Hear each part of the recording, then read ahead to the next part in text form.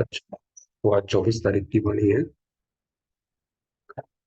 जिसमें बाबा कह रहे हैं, मीठे बच्चे, सदा ये स्मृति में रहे कि ये हमारा अंतिम 84वां जन्म है और अब वापस घर जाना है। तो हम कुछ भी कार्य करें, जैसे बाबा ने बोला हुआ है कि आप जो है समय का इंतजार नहीं करो, इंतजाम करो पहले से। तो इसीलिए कि ये हमारा बस कभी भी हमें वापस घर जाना हो तैयार बैठे, फिर अपने राज्य में आना है। और उसके बाद फिर हम अपने राज्य सतयुग में आएंगे। प्रश्न है, बाप पक्का सौदागर है कैसे? क्योंकि आपको पता है शिव बाबा को भोलानाथ भी कहा जाता है। तो बाबा कह रहे हैं, बाबा पक्का सौदागर कैसे है? जो भी साहूकार हैं, जिन्हें पैसे का नशा है, क्योंकि उन्हें लगता है भाई हम तो यहीं पे स्वर्ग में हैं। उनके पास कोई जाता भी है ज्ञान सुनाने तो उन्हें लगता है जरूर हमारे कोई पैसे मांगने आया है, जरूर इन्हें पैसे की जरूरत है ना। तो इसीलिए बाबा कह रहे हैं, जिन्हें पैसे का नशा है, बाबा कहते हैं तुम यहाँ की अपनी रजाई संभालो। बाबा कहते हैं कोई बात नहीं। क्या कहते हैं, बहुत जो पैसे वाले होते हैं बेचारे, गरीब ही जो है ज्यादातर आते हैं। तो पैसे वाले तो उनको तो समय ही नहीं होता। तो बाबा कहते हैं कि तुम अपनी रजाई यहीं संभालो। उनका बाप स्वीकार नहीं करता है, माना अगर वो कुछ देते भी है, अगर सच्चे मन से नहीं देते हैं। क्योंकि अगर कोई साहूकार देगा भी तो उसको नाम चाहिए उसके लिए, कि भाई चार लोगों को पता तो पड़े ना कि मैंने कराया। तो बाबा कह रहे, बाबा ऐसे का स्वीकार नहीं करता है। गरीबों को ही बाबा ऊंच से ऊंच बनाते हैं। गरीबों की पाई पाई सफल कर उन्हें साहूकार बना देते हैं, इसलिए बाप को पक्का सौदागर कहा जाता है। तो माना बाबा के पास किसी ने 1 रुपया भी करा, उसके उसका भी जैसे बाबा के पास जमा हो गया, जब ऐसा कभी समय आएगा तो उसका उसका उसको एवजा जरूर मिलेगा। मगर ऐसे ही कोई कोई साहूकार है, वो तो कितना भी कर सकता है। बाबा कहते हैं बाबा उसका स्वीकार नहीं करता। क्योंकि जो बात करी कि वो सच्चे मन से करे, भावना की बात है, पैसे की बात नहीं है। प्रश्न है, बच्चों में कौन सी सुस्ती बिल्कुल नहीं होनी चाहिए? तो उत्तर है, कई बच्चे मुरली सुनने व पढ़ने में सुस्ती करते हैं। सवेरे मुरली सुननी होती है, या फिर चलो काम करते करते आधी सुनी आधी नहीं सुनी, मुरली मिस कर देते हैं। बाबा कहते हैं बच्चे इसमें सुस्त मत बनो, तुम्हें एक भी मुरली मिस नहीं। ठीक है, अगर सवेरे किसी वजह से नहीं हो पाया तो शाम को कर लो, दोपहर को कर लो, मगर करो जरूर। ऐसा ना हो कि बिल्कुल ही मिस हो जाए, जीरो नहीं होनी चाहिए वो। उसके बाद ओम शांति, उसके बाद नीचे वाले स्टैंजा से। तो बाबा कहते हैं, बाप कहते हैं, मैं तो आता हूँ आदि सनातन देवी देवता धर्म की स्थापना करने। जो ये कहावत, जो ये गीता का फ्रेज आता है कि युगे युगे मैं आता हूँ और एक धर्म की स्थापना करने आता हूँ, तो हमेशा पहले स्थापना फिर विनाश पालना, ऐसे कहना चाहिए। क्योंकि पहले बाबा ब्रह्मा बाबा के तन में आते हैं, फिर इसका विनाश होता है और फिर नई दुनिया आती है।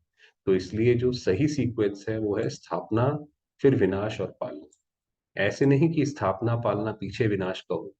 तो कोई सेंसिबल सुनेगा तो कहेगा ये तोते मुंह पड़े हुए हैं। मतलब अगर हम किसी को ज्ञान सुना रहे हैं, पहले हमारे अंदर भी वो ज्ञान बैठा होना चाहिए कि ये वाली बात क्यों बोली गई है, इसका मतलब क्या है। ऐसा नहीं बस मुरली से सुना और आगे जाके सुनाने लग गए कि स्थापना विनाश पालना, ऐसा नहीं। तो जो सही तरीका है स्थापना विनाश पालना, उसको बोलो। स्थापना पालना फिर विनाश कैसे होगा? इसलिए क्योंकि अगर पालना अगर हो रही है तो फिर विनाश कैसे हो जाएगा? तो स्थापना पालना विनाश नहीं। इसलिए कायदे मुजीब करेक्ट अक्षर बोलने हैं, स्थापना विनाश पालना। अभी ऊंचे से ऊंचे बाप की तुमको श्रीमत मिलती है, देते हैं ब्रह्मा के तन द्वारा। और इसमें ये भी ये जैसे पता पड़ा, स्थापना विनाश और पालना, कि कभी भी ऐसा नहीं होता कि ये दुनिया जीरो हो जाए, कि जैसे जल प्रलय हो जाए और बिल्कुल जीरो हो जाए, तो वो नहीं होता। तो इसीलिए स्थापना, उसके बाद विनाश और फिर पालना। तो अभी ऊंचे से ऊंचे बाप की तुमको श्रीमत मिलती है, देते हैं ब्रह्मा तन द्वारा। ये बाबा का शरीर मुकर्रर है, माना बाबा इसी शरीर में आएगा हर कल्प जो है। जब भी ये कल्प की सुई दोबारा से घूमेगी तो दोबारा से बाबा इसी शरीर के अंदर आएगा। ये फिक्स्ड है। सेंसिबल बच्चे जो होंगे, उनको कोई राय पूछनी होगी तो श्रीमत लेंगे। माना अगर कोई भी अगर राय लेनी है तो बाबा की उसमें देखो कि बाबा क्या कहता है। श्रीमत पर चलने से कभी धोखा नहीं खाएंगे। बाबा ने बोला हुआ है कि अगर कभी श्रीमत पे आप चले और मान लो कभी गलत हो भी गया, मान लो ऐसा कभी लगा आपको, तो भी उसके लिए बाबा जिम्मेवार है, बाबा उसमें से निकाल देगा। तो आपको चिंता करने की जरूरत नहीं है। शिव बाबा की ही श्रीमत है। बाबा दूर थोड़े ही है। बाप देखते हैं बच्चे रॉन्ग चलते हैं व राइट चलते हैं, वरना बाबा को तो जैसे सब दिखाई पड़ता है, क्योंकि वो तो शिव बाबा कहता है जब मैं भक्ति मार्ग में, जब मैं सब तुम्हारी बातें सुनता हूँ तो अभी तो मैं खुद नीचे आया हूँ। तो बाबा कह रहे बाबा देखते हैं, हर एक को सर्जन से राय मिल सकती है। यह है सबसे बड़ा सर्जन। ये जो शिव बाबा है सबसे बड़ा सर्जन। कोई भी बात में तकलीफ हो तो बाबा बैठा है। श्रीमत पर चलते रहो। समझो कोई गरीब बच्चा है, धारणा अच्छी है, सर्विसेबल है, परंतु गरीब है, इसलिए आकर मिल नहीं सकता है। ऐसे को टिकट भी मिल सकती है। बाबा पहले तो ये कराते थे, क्योंकि बाबा कहते थे बच्चे यहाँ पे पैसे का कोई काम, ये तो बाबा और बच्चे। तो किसी किसी बच्चे को मान लीजिए बाबा से मिलना होता था और वो बाबा के लिए लिखता था कि बाबा मैं आपसे बहुत मिलना चाहता हूँ, मगर मेरे पास इतने पैसे ही नहीं है, क्योंकि बाबा के तो बच्चे ज्यादातर गरीब होते हैं। तो बाबा उनको फिर टिकट भी भिजवा देते थे। बाप तो गरीब निवास है ना। ऐसे तो बाप को बच्चे चाहिए जो गरीब से गरीब हो और पढ़कर ऊंचते ऊंच चढ़ जाए, ऊंचे ते ऊंचा चढ़ जाए। बाबा कहते हैं बाबा को ऐसे बच्चे चाहिए जो बिल्कुल गरीब हो, गरीब से गरीब हो, और फिर वो पढ़ के ऊंचा चला जाए। आजकल सब गरीब हैं। 10-20 लाख तो कुछ भी नहीं है। 10-20 करोड़ हो तो साहूकार कहा जाए, क्योंकि अब तो पैसे की वो क्या कहते हैं वैल्यू आपको पता है, इन्फ्लेशन होता जाता है। बाबा ने समझाया है, पदपति ये वर्षा ले नहीं सकेंगे, वह अर्पण हो ना सके। वही है कि जो बहुत ज्यादा पैसे वाला है वो अर्पण हो नहीं सकता, उसको तो अपने पैसे की चिंता दिन रात लगी रहती है। और ना बाबा अलाउ करेंगे। तो वो उसको जो सरेंडर जैसे कहने का मतलब है, उसको सरेंडर बाबा अलाउ भी नहीं करेंगे, क्योंकि उनसे होगा ही नहीं। गरीबों की पाई पाई सफल होती है। ऐसी क्या पड़ी है, ये भी पक्का सौदागर है, इसलिए साहूकार आते ही नहीं है। बाप कहते हैं तुम अपनी अपनी राजाई संभालते रहो, इसीलिए बाबा उनको कहते हैं कि भी ठीक है, आपके पास समय नहीं है, आपको लगता है कि भाई वो ज्यादा जरूरी है, कोई बात नहीं, राजाई संभालो अपनी। अभी जब विनाश होगा तो अपने आप पता पड़ेगा। तो बाबा कहता है ऐसी कोई बात नहीं। अब तुम बच्चे जानते हो, बाबा आकर सब वेदों शास्त्रों का सार समझाते हैं। तो बाबा की जो नॉलेज है, कोई सारे वेद शास्त्र पढ़ ले, उसके बाद उसको समझ आएगा कि जो बाबा ने बोला वो बिल्कुल सही है। तो इसीलिए बाबा सारे वेदों शास्त्रों का सार समझाते हैं। ये भी बाबा ने समझाया है, विष्णु को ब्रह्मा बनने में 5,000 वर्ष लगते हैं। आपको पता है विष्णु कौन है? लक्ष्मी नारायण का कंबाइंड स्वरूप जो है वो है, सतयुग में जो आते हैं उन उसको बोलते हैं विष्णु। और ब्रह्मा जो है सबसे अभी की जो आत्मा है, तो उसको 5,000 वर्ष लगते हैं नीचे आने में। और ब्रह्मा से विष्णु को निकलने में 1 सेकंड, क्योंकि जब ब्रह्मा बाबा बने और जैसे उन्हें पता पड़ा, शिव बाबा उनके तन में आए और उन्हें पता पड़ा कि मैं ये बनूंगा, तो वो 1 सेकंड में बन गए और कोई ये बातें समझ ना सके। बाबा कितना अच्छा हिसाब समझाते हैं। विष्णु की नाभि कमल से 84 जन्मों बाद अभी ब्रह्मा निकला है। तो ये जो ये नाभि कमल से दिखाते हैं, ये विष्णु की नाभि से ब्रह्मा निकला, ये उसका ये मतलब है। अभी ब्रह्मा सरस्वती, सो फिर लक्ष्मी नारायण बन जाते हैं। तो अभी जो ब्रह्मा और सरस्वती है, ब्रह्मा बाबा और जगदम्बा, वो आगे जाकर श्री कृष्ण और राधा, और वही श्री कृष्ण राधा बड़े होकर लक्ष्मी नारायण बनते हैं। सूर्यवंशी बनेंगे, फिर चंद्रवंशी बनेंगे। ये सारा चक्र बुद्धि में है कि ये कैसे ये ब्रह्मा विष्णु लक्ष्मी नारायण श्री कृष्ण राधा, ये कैसे कैसे चक्कर काटते रहते हैं, हम भी इनके साथ काटते रहते हैं। ब्रह्मा सो विष्णु, विष्णु सो ब्रह्मा, ये टॉपिक बहुत अच्छी है। सारे चक्र का राज इसमें आ जाता है। ये सब बातें सेंसिबल बच्चे अच्छी रीति धारण कर सकेंगे। तो जो समझदार होंगे उनको ये बातें बाबा कहते हैं समझ आएंगी, और पॉइंट्स लिखते करेक्ट करते रहेंगे। भाषण जब करते हैं, कोई को याद नहीं रहता तो कागज सामने रखते हैं। तो जब कहीं बोलने जाते हैं तो थोड़ा सा लिख के जाए, ये अपने सामने और कुछ नहीं है, 2-4 पॉइंट्स ही लिखे हो, पूरी पढ़ के बोलने की तो जरूरत नहीं है। वो तो खैर अच्छी बात नहीं है, बट थोड़ा पॉइंटर जरूर है। तुम बच्चों को ओरली समझाना है।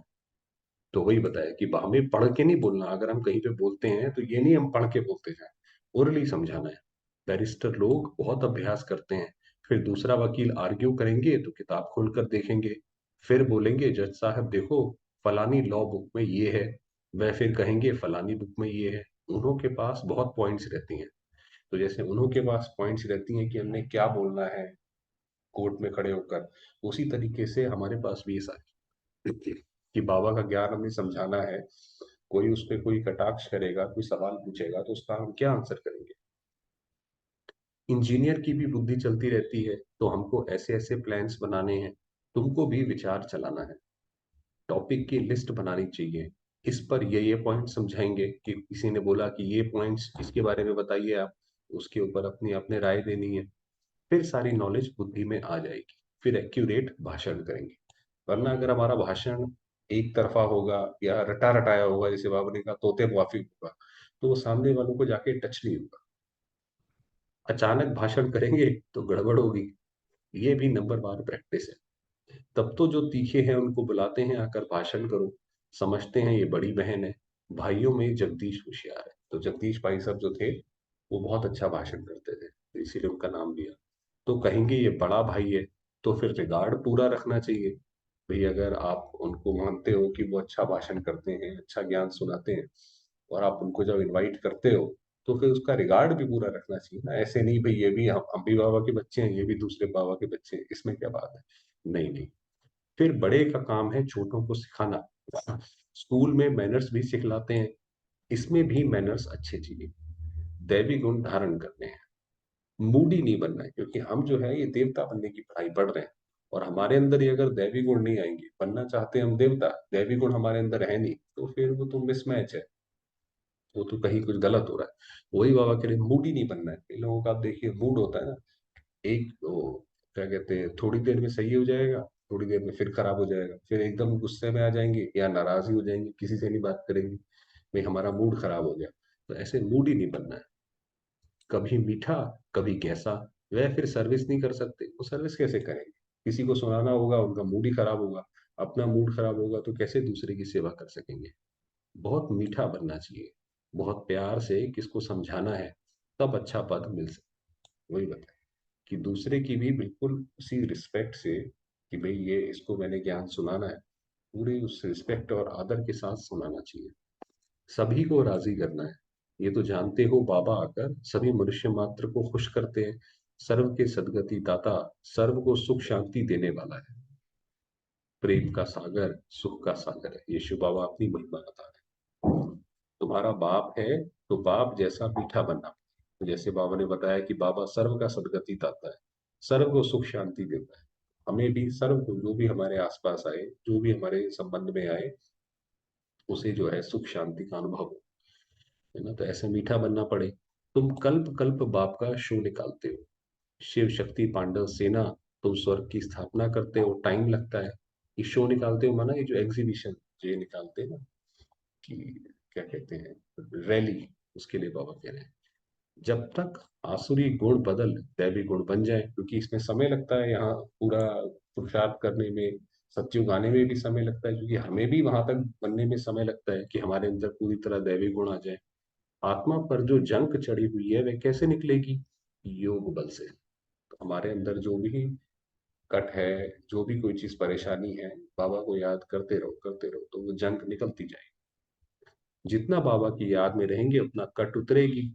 बच्चों को मुरली एक भी मिस नहीं करनी चाहिए, क्योंकि अगर मुरली मिस कर देंगे तो मुरली में तो बाबा जैसे जो बताते हैं कि पूरे दिन में जैसे क्या होने वाला है, आपके साथ जो भी होने वाला होगा, उसका मुरली में आपको पहले से कहीं ना कहीं हिंट मिलेगा, या बाबा आपको पहले से तैयार कर देगा।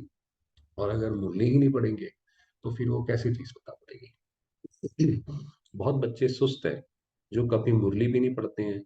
मुरली में बहुत अच्छी अच्छी पॉइंट्स निकलती हैं, तो कभी भी मुरली मिस नहीं होनी चाहिए।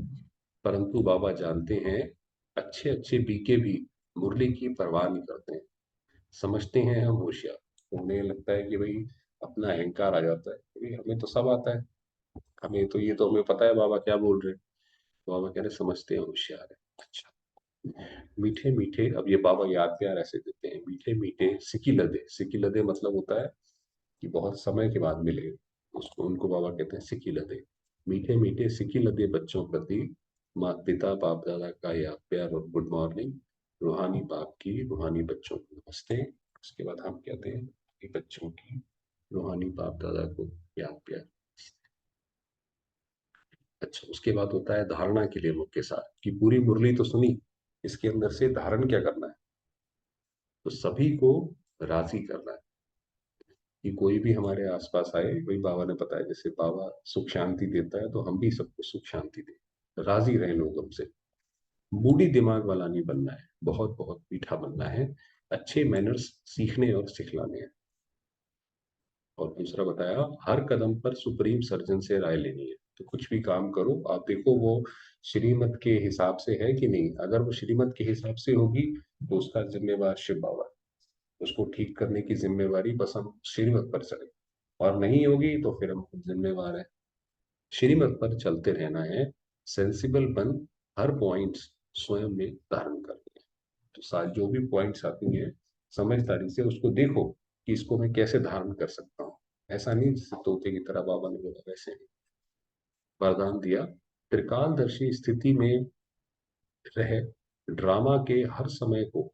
त्रिकालदर्शी होती है माना तीनों कालों का पता हो कि भाई ये जो काम अभी हो रहा है, ये जब हमने पहले करा था तो इसका क्या हल हुआ था, अभी करेंगे तो क्या होगा, और भविष्य में इसका क्या फल मिलेगा।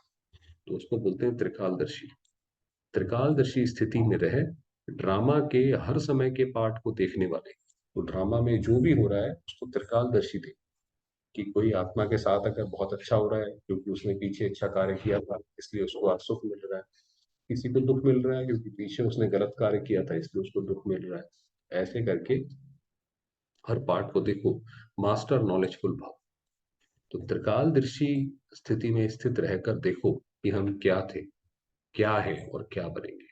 कि हम पहले क्या थे, तब इससे पहले बाबा के ज्ञान में आने से पहले क्या थे, और अब क्या है, और भविष्य में क्या बनेंगे।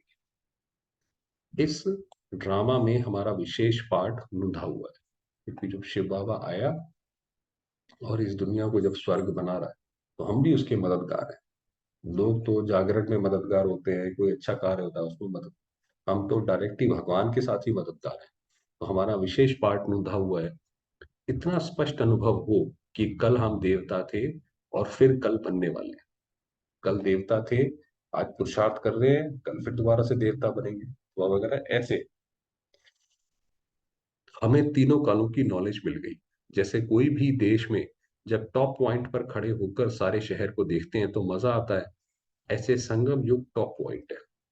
माना अब हम संगम युग पर खड़े हैं, तो अभी हमें सब कुछ पूरे, ये सृष्टि में जन्म कैसे होते हैं, सृष्टि में कहाँ पर विनाश होता है, कैसे विनाश होता है, कौन सी आत्मा कैसे जन्म लेती है, वो सब पता है। तो ये उसके टॉप पे खड़े हैं। तो इस पर खड़े होकर नॉलेजफुल बन हर पार्ट को देखो, तो बहुत मजा आएगा। तो किसी का भी कोई पार्ट है, अच्छा है बुरा है, उसमें ऐसा नहीं है कि किसी कोई दुखी हो रहा है तो उसके दुख में दुखी हो जाए। वो तो आत्मा का अपना पार्ट है, उसने पीछे किसी को दुख दिया होगा तो अभी उसको दुख मिलेगा। तो इसमें हम उस दुखी ना हो, बल्कि उसको, उसके प्रति रहम भावना रखें, उसको शक्ति दें, बल्कि उसमें दुखी होने लग जाए। तो बाबा ने कहा ऐसे नॉलेजफुल होकर देखो तो मजा आएगा। स्लोगन है, जो सदा योग युक्त है। क्योंकि ऊपर बाबा ने बोला कि सर्व को राजी करना है, तो ये अब उसके लिए, तो जो सदा योग युक्त हैं उन्हें सर्व का सहयोग स्वतः प्राप्त हो। तो बाकी सारी आत्माओं ने अपने आप ही सहयोग किया, आप बस योग में रहो। क्योंकि शिव बाबा जो है वो बीज है, सृष्टि का बीज है, और बीज को अगर पानी देंगे तो पूरे वृक्ष तक पानी अपने आप जाएगा। तो इसलिए बाबा ने कहा बस आप योग युक्त रहो, आपको सर्व का सहयोग अपने आप। चलिए समय हुआ है, तो देर बाबा को याद।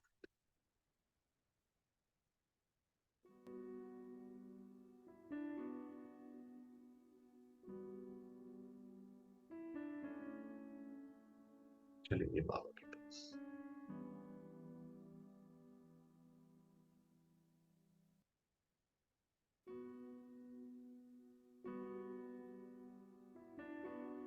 मैं आता। चमकती मणि।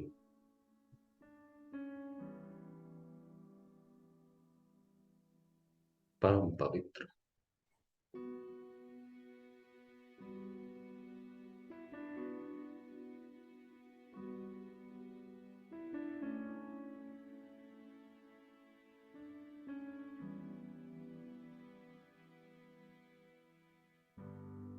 इस मंदिर में विराजमान पूज्य मूर्त हो।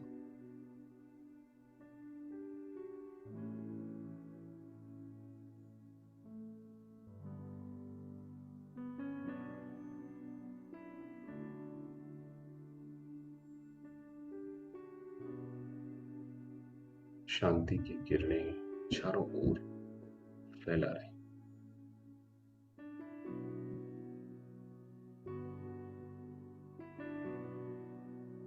इस शरीर को शांत, स्वस्थ कर रही।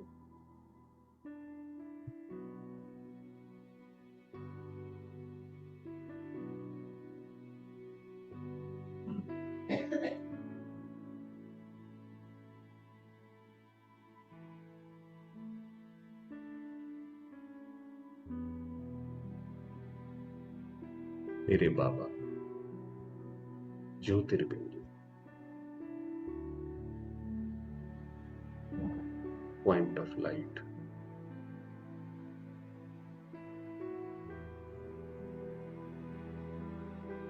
स्नेह के सागर,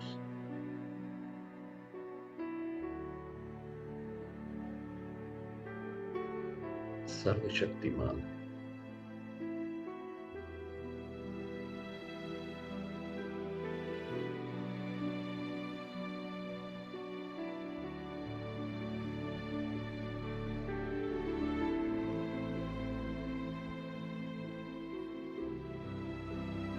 बाबा की अनेकानेक किरणें मुझे आत्मा पर बरस रही।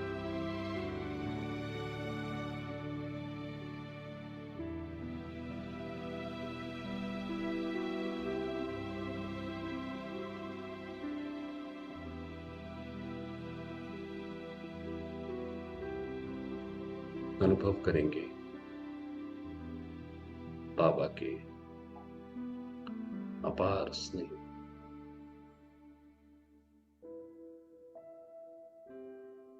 शक्ति।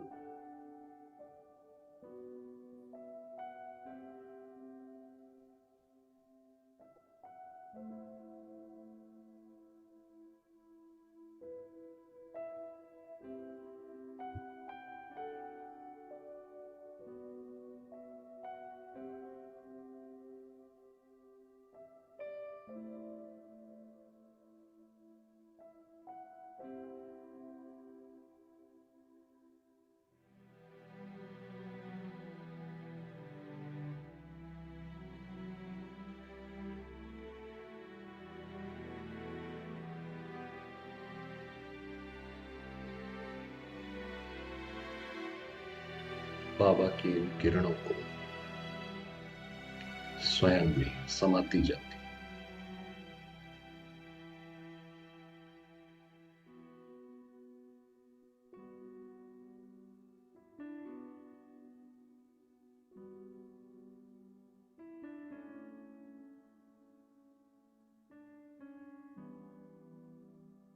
मैं आत्मा परमात्मा छत्र छाया के नीचे,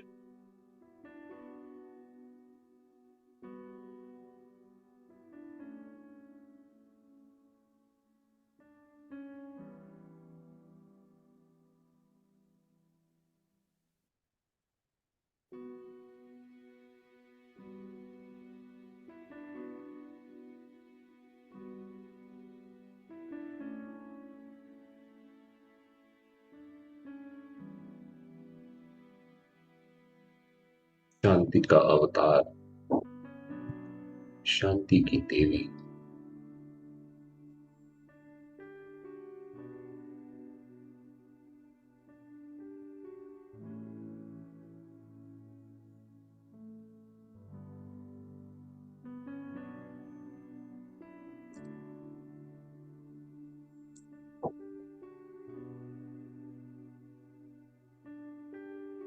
मेरे अंग अंग से शांति की किरणें सारे संसार में फैल रही।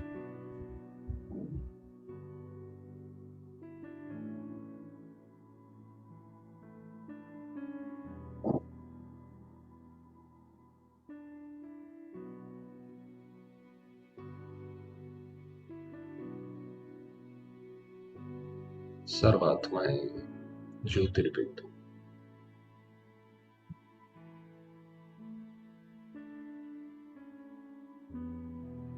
शांति के इस महाप्रसाद को स्वीकार कर रहे हैं।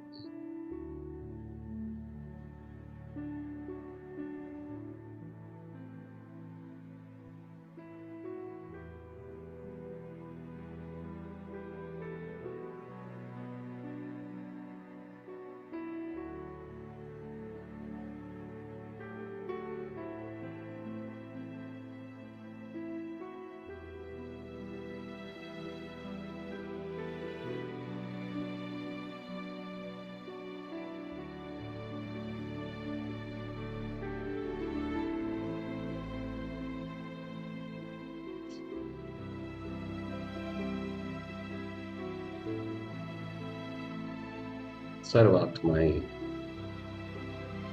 अपने पिता को पहचान रही, सारे दुखों से मुक्त हो रही।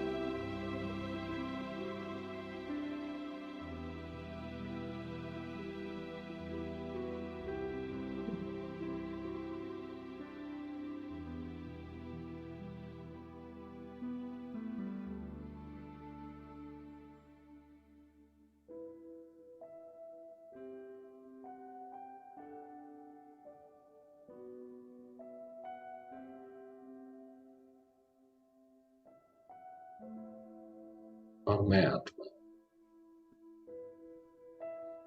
प्यारे बाबा के साथ कंबाइंड हूँ।